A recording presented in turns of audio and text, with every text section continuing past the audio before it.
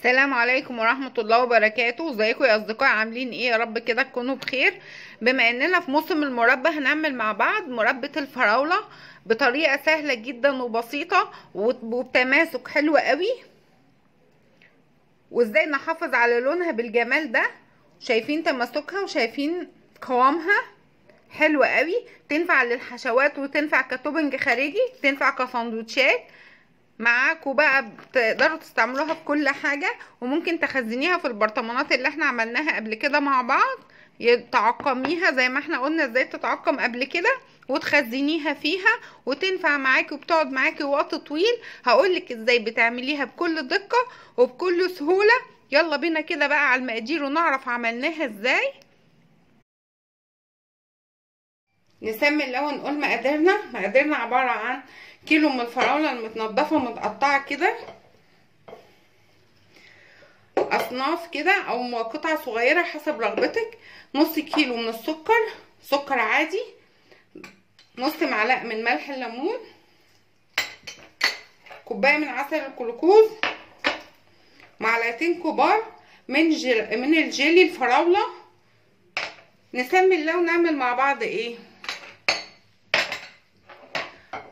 احط السكر على الفراولة بالشكل ده. اغطي الخليط كده، كل الخليط كده متغطي بالسكر.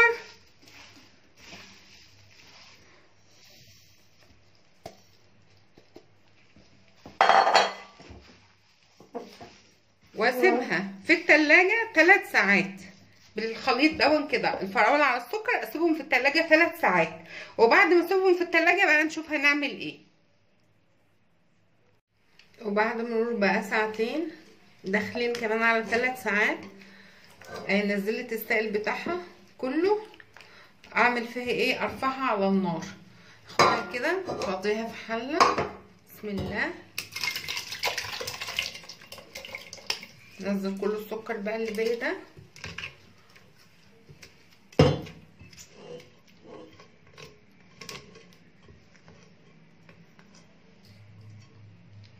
ومع السكر ده ننزل ايه كمان؟ هنزل عسل الجلوكوز.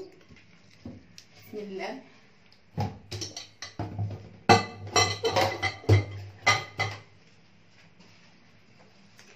مقدار عسل الجلوكوز كله. بسم الله.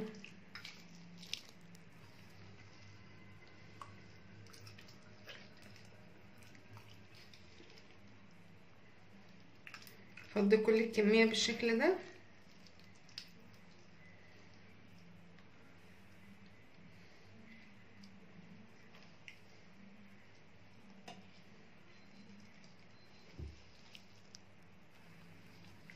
كده فضيته كله. اخدها ارفعها على نار ايه؟ نار عالية، مش نار هادية خالص، نار عالية علشان تتبخر بسرعة ونحافظ على لونها. يلا ناخدها بقى نرفعها على النار. اول ما تغلي بالشكل ده اخلي النار وسط عشان ما تفرش من الاناء اللي هي فيه. وبعد كده بعد شوية في ريم كده هيتجمع نشيله بالمعلقة. بس هو اهي اول ما غلت هديت النار خليتها وسط، ما خليهاش منخفضة عشان لون المربى يفضل حلو، انما خلاها وسط. ده الريم اللي احنا بنشيله بالشكل ده.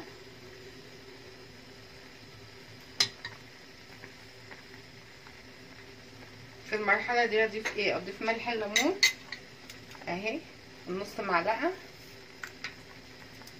وبرده كل ما الريم يطلع اشيله.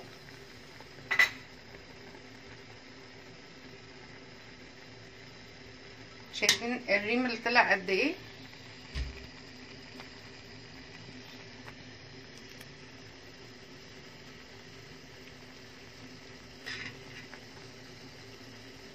اقعد اجمعه كده واشيله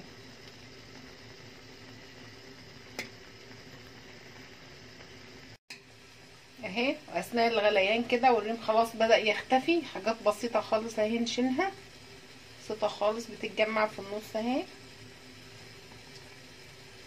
اضيف جيلي الفراولة. واقلب فيه عشان يدوب كويس قوي. وكده خلاص هطفي النار وهسيبها بقى لما تبرد واوريها لكم.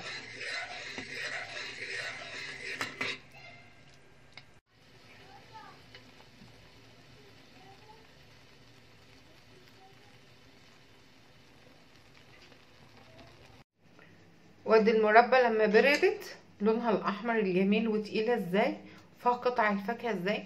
ممكن انت لو عايزاها قطع ناعمه تضربيها كده بالهاند بلندر، انما شايفين انا حباها كده قطع كده بالجمال ده. شايفين جمالها ولونها، لونها فظيع. شايفين جمالها تحفه قوي. عجبتكم الوصفه؟ لايك وشير وتفعيل الجرس عشان يوصلكوا كل جديد. نتقابل في وصفه جديده باذن الله. السلام عليكم ورحمه الله وبركاته.